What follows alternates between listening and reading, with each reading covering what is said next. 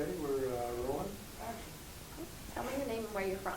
My name is Germain, and I'm from Elko, Minnesota, which is just outside of Minneapolis. What company do you work for, and what type of vehicle or systems do you work on?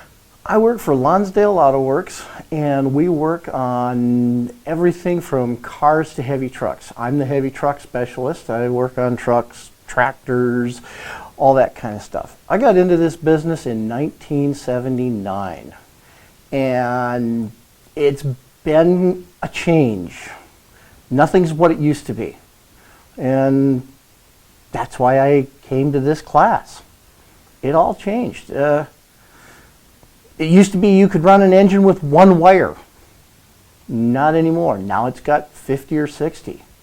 And that was the whole thing. I mean, I've seen this stupid thing on store shelf, well, tool store shelves, and in videos on the internet. And I used it once and went, wow, that's really cool. But I didn't know how to use it.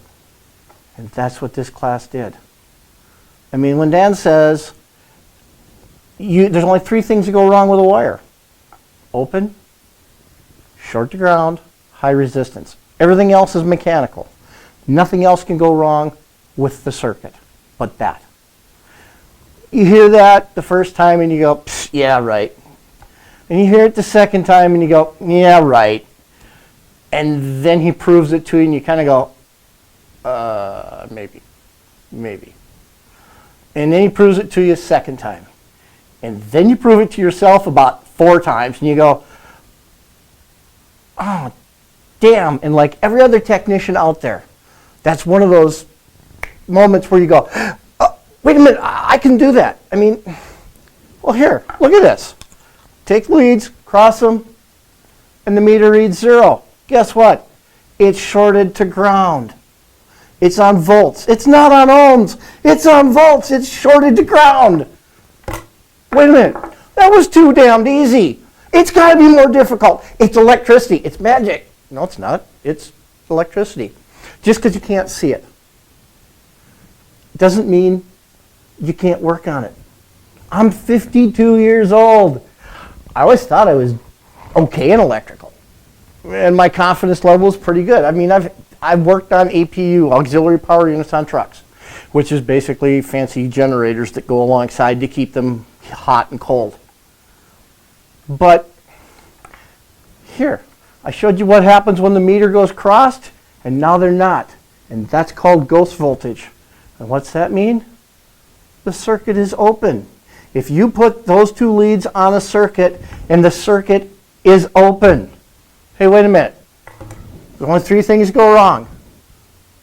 Short, cross the leads, open, ghost voltage, or high resistance. And when Dan's not kidding when he says, if you put your meter on the circuit and the meter sees voltage, see voltage, push the button. And what happens? You either show up with high resistance or you don't. And if you've got high resistance, your problem is from there back towards your power source. If you don't have a problem, okay, keep moving forward and forget about everything behind. That's what he's teaching is, look, it's really easy. Don't get freaked out by how big the piece of equipment is or how complicated it is. Just look at it and take it in pieces. If you can prove that this end is okay and this end is okay, well, your problem's right there. That's the beauty of the teaching method. Right there. It's turn it into chunks you can deal with. This is so... Where was this 20 years ago? Because these things have been around for 20 years. It's just, oh, look, I've got a short to ground. And for those who go, well, that doesn't make sense, put this end on your ground and put this end on the end of your circuit. And if it goes open, that means that you're reading the voltage that's available. There's a connection between the 2 if you've got zeros. And if you've got ghost voltage, the meter doesn't see anything. There you go. It's simple. What more do you have to do? And that's the whole beauty of how simple this is, you know? And Dan really did show up in a tutu. Anything else? What motivated you to come to the class this week? My confidence level was pretty good. I always felt that I was decent on electrical. My background has been mentoring technicians coming into the field, the kids straight out of trade schools, technical colleges. And so I had to teach them, this is how you do a load drop test or a voltage drop test on a battery. This is how you look for a parasitic draw and things like that. And so my confidence was pretty good. But I always felt that there had to be more to learn, a better way to do this, a better way to do that, to be faster.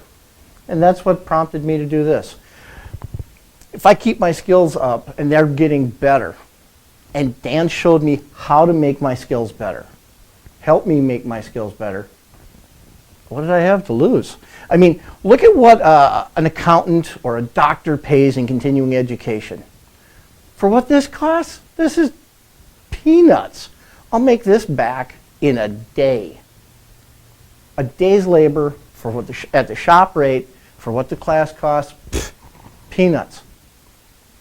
And you can do that in a day. One day. What's it cost? What does a failed diagnosis, what's that moment cost you when a technician plugs in a component and it doesn't work and everybody goes, oh, damn. Or you've got parts ripped out of the vehicle, strewn across half the shop, and the customer walks in and goes, but the cigarette lighter was the only problem. And you go, oh, well, we'll fix it, we think. With this, yeah, you can. With his methods, I know you can. It's that simple. Tell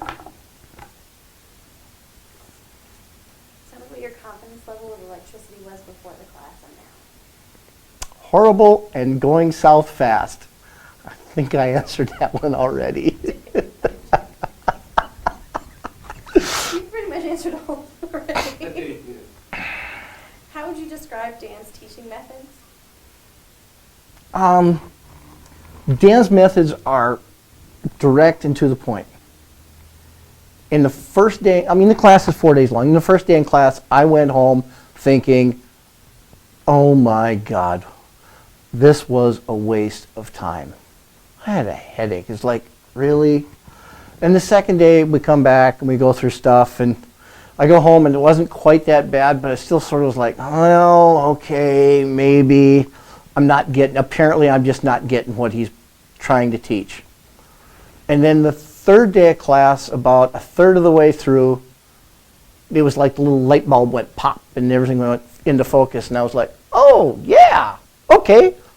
I kind of get this. And if I do that, and he leads you down that path that says you can have that moment.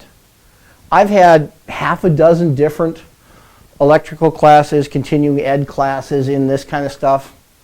I've never had an instructor lead me in this way that it made sense to do. I mean, they've all, they come out and they start talking about these long, convoluted theories. Nothing convoluted about that. That theory is simple, it's fast, it's easy. It's a yes or no. Don't go into it.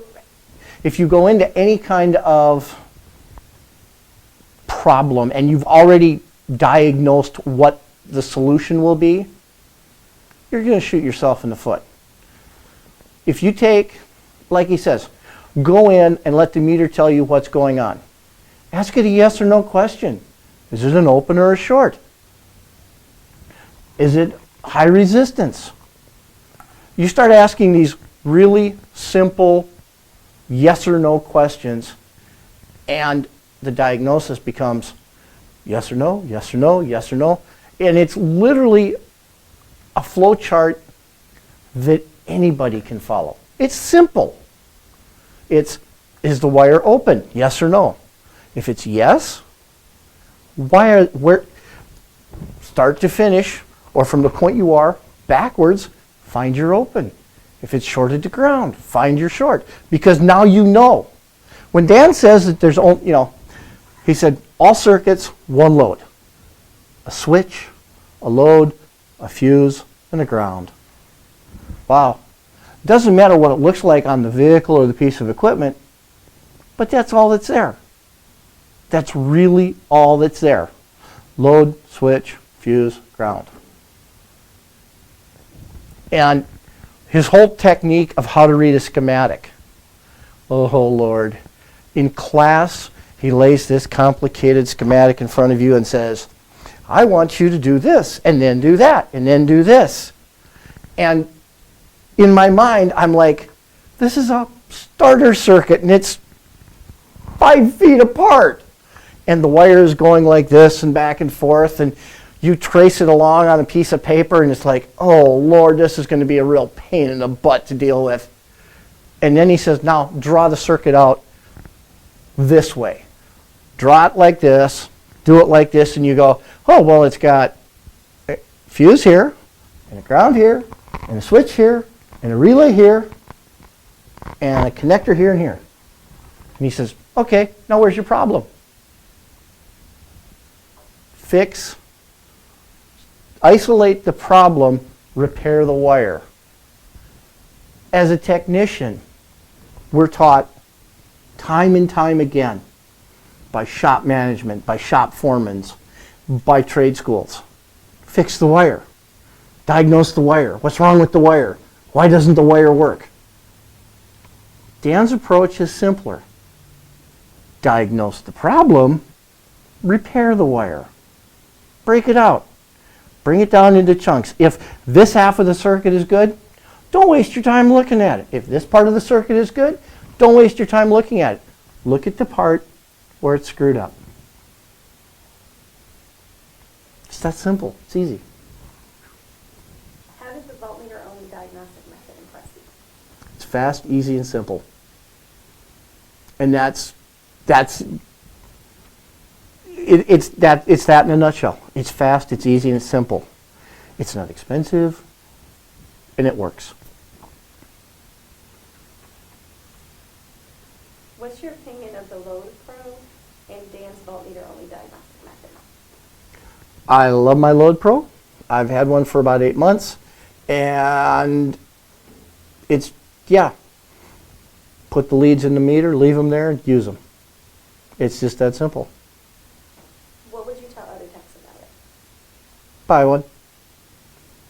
Don't waste your money on much. There's a lot of tools out there that are screaming for your attention. Don't waste your money. Start here. Learn how to use this and this. It doesn't matter what color your meter is, who you bought it from.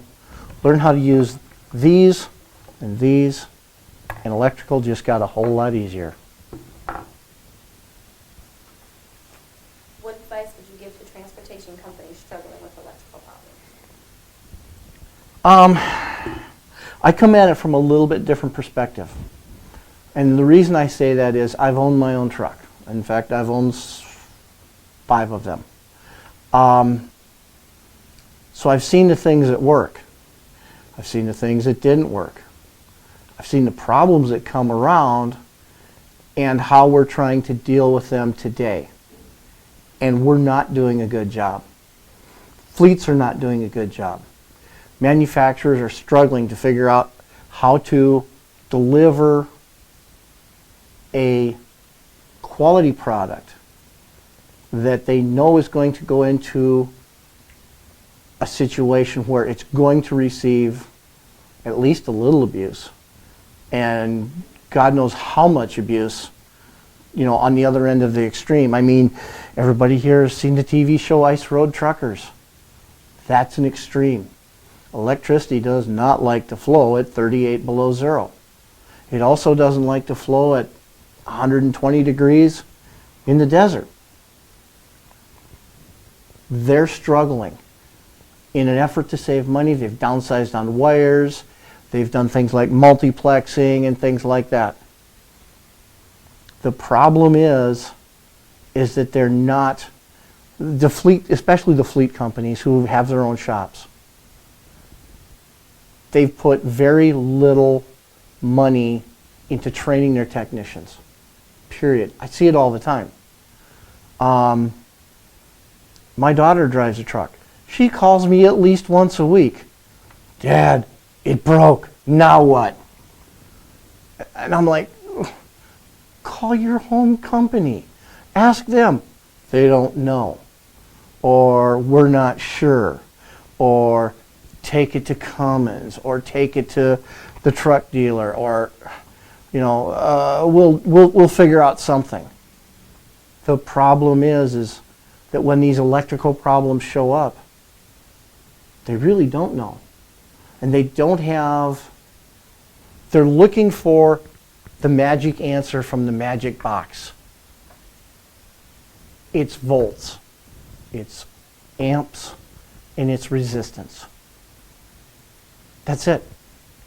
You don't need a magic box for the most part to tell you what's going wrong. Oh, I know the engineers will say, no, yes you do. No. Show me a starter that runs on something besides volts and amps and resistance, or a headlight, or a tail light, or an air conditioner. All this stuff runs on electricity, not a magic box. And you can use that computer all you want. And yes, I've got one, and yes, I use it. But it's only as smart as what it thinks it sees. You can verify your results with this. Or you can go get the results without the box. Because if you've got power going into the box, and the box has a ground, and the box has switching voltage, because this will work on it, make no mistake, it'll do 5 volts, it'll do reference voltage. You don't need the computer. Read the schematic. Read it the way Dan tells you to. Learn how to draw the schematic on a piece of paper, sit down, look at it, and go, if I put power in there, I've got a ground there. And if I don't, I've got an issue. Start the continuing education for the fleets. Because unless they do, in less than 5 years, the fleets that are not practicing continuing education, well, they're going to have a lot of towing bills because they're going to have a lot of trucks on the side of the road broke down for stupid reasons. A 50-cent wire connector can stop a truck in its tracks right now. And if a technician says, I don't know what's wrong with it, or it takes him 8 hours to find one broken connector, the cost of this class got really cheap. $1,000 tow bill, $1,500 tow bill, missed load of freight, you've got a reefer load, load spoils on the truck because the truck sits in the shop for 2 days because it's got an electrical problem nobody can find. Think about that. All of a sudden that continuing education got really cheap fast. Missed appointments on customers. More and more customers these days are demanding satellite communications that they can access over the internet to see where their freight is at on the road. Call your local grocery store up, let them look online when they're looking for a load of bananas and it's been sitting in East Flatland, Indiana for 3 days because the truck's in the shop, because all it will do is idle and it won't move. And nobody can seem to figure out, well, we think it's this. Well, we think it's that. And so they plug one of these in and it doesn't fix it. And they plug one of those in and it doesn't fix it. And then they say, well, we're going to have to call the engine manufacturer. Or no, we got to call the truck manufacturer. Continuing education is cheap. This makes it a reality, an easily obtainable reality. That's all I got.